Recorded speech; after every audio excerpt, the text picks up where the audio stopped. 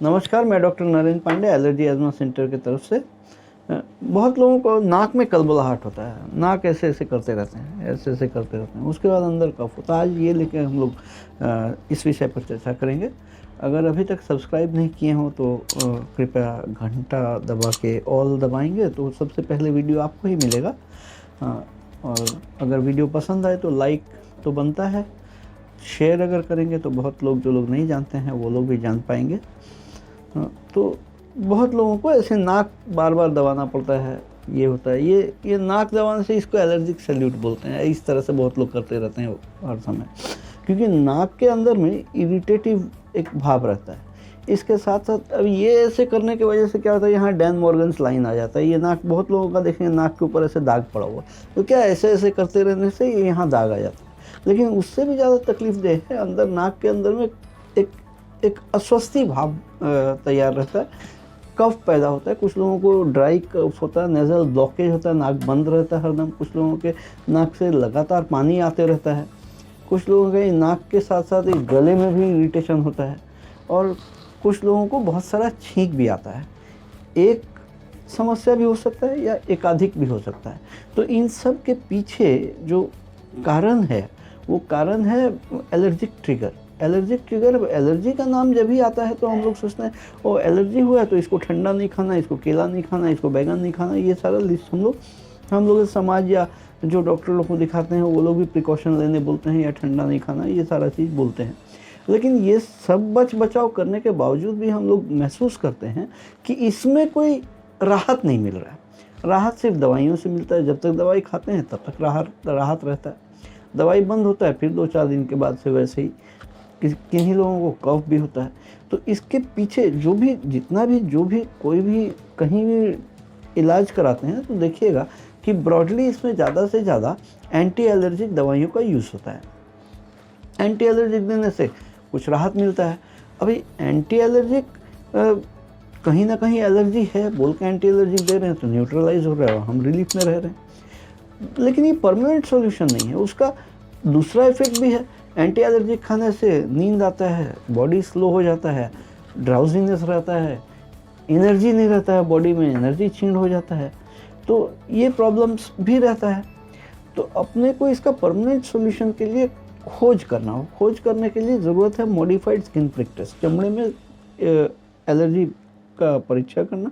जो world health organisation या world allergy organisation, ये दोनों संस्थाएं बोलती हैं कि एलर्जी के लिए जो जांच है वो गोल्ड स्टैंडर्ड का जांच स्किन प्रिक टेस्ट है। अब बहुत से लोगों का प्रश्न होगा कि नाक के अंदर में एलर्जी या छाती के अंदर में एलर्जी, तो चमड़े में क्यों जांच करेंगे? मतलब चमड़े में तो कोई दिक्कत नहीं है।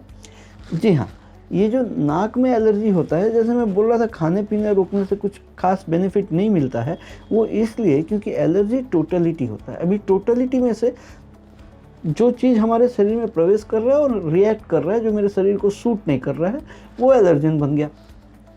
एलर्जन 2 प्रकार से शरीर में प्रवेश करता है। एक खाने पीने के माध्यम से प्रवेश करता है और एक सांस लेने छोड़ने के कारण से प्रवेश करता है। आबो हवा में जो एलर्जन है वो सब सांस लेने के प्रक्रिया में अंदर पहुंचती है। तो आबो हवा में जो चीज़ है, सांस हम लोग कितना लेते हैं वो देखना है, और खाना हम लोग कितना खाते हैं वो देखना है। सभी खाना में से अगर एलर्जिक खाना बंद भी कर दें तो सांस तो 95% लेते हैं, 24 घंटा 1 मिनट भी बंद नहीं रहता।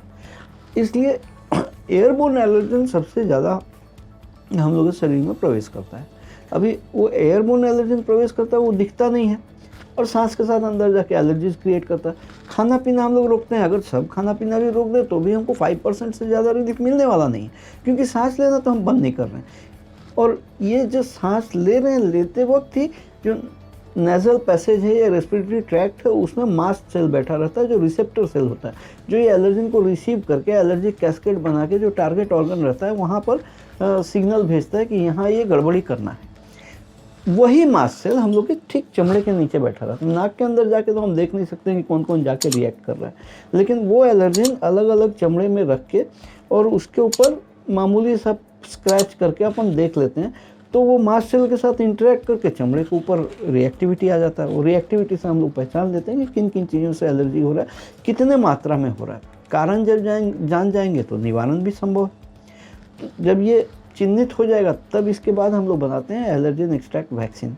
ये वैक्सीन देने से शरीर के अंदर रोग प्रतिरोध क्षमता तैयार हो जाता है। रोग प्रतिरोध क्षमता जब तैयार होना शुरू हो जाता है तो ग्रेजुअली इम्यूनिटी पावर जब बढ़ जाएगा तो ये सारा समस्या का भी निदान हो जाएगा। इस तरह कोई भी परिसेवा अगर ज़रूरत हो तो नीचे अपॉइंटमेंट नंबर दिया हुआ है, रोनिता को कॉल करके आप लोग अपॉइंटमेंट लेकर पर्सनली आ सकते हैं। बहुत बंधु फ़ोन करके पूछते हैं कि डॉक्टर साहब ऑनलाइन कोई व्यवस्था नहीं है। हाँ, ऑनलाइन में आपके चमड़े पे जांच करना है मेरे को, तो वो तो ऑनलाइन नहीं हो सकता, इसके लिए आपको पर्सनली आना पड़ेगा। और ऑनलाइन मैं अगर कुछ दवाई देता दिखता हूँ तो उससे बेटर है आपके लोकल, आपके आसपास में जो डॉक्टर साहब हैं उनको दिखा के for the timing temporary medication करिए। और परमानेंट सॉल्यूशन का अगर सोचते हैं तो नीचे दिए गए अपॉइंटमेंट नंबर में फ़ोन करके बुक करके आप आके एलर्जी टेस्ट करा के वैक्सीनेशन करा सकते हैं। आज के लिए इतना ही। मैं डॉक्टर नरेंद्र पांडे, आप सभी स्वस्थ रहिए, खुश रहिए, सुखी रहिए। अगले वीडियो में फिर मुलाकात होगा।